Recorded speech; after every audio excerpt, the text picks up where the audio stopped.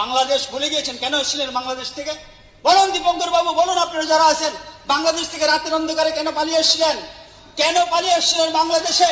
এখানে কি জমি ছিল না?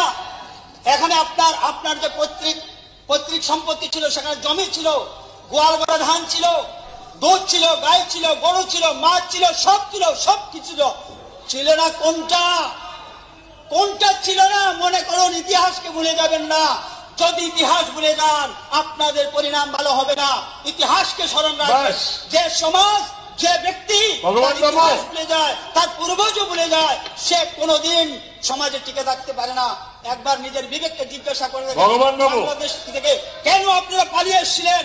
এই ত্রিপুরার মতো পাহাড়ে কেন এসে বসে কলেরায়, ডায়রিয়ায়, আন্ত্রিকে, ম্যালেরিয়ায় এইভাবে আপনাদের আত্মীয়স্বজন মৃত্যুবরণ করেছিল? কেন সেখানে থাকলেন না? কেন জিন্দাবাদ বললেন না? কেন সেখানে কার্ল মার্ক্সের দোহাই দিলেন না?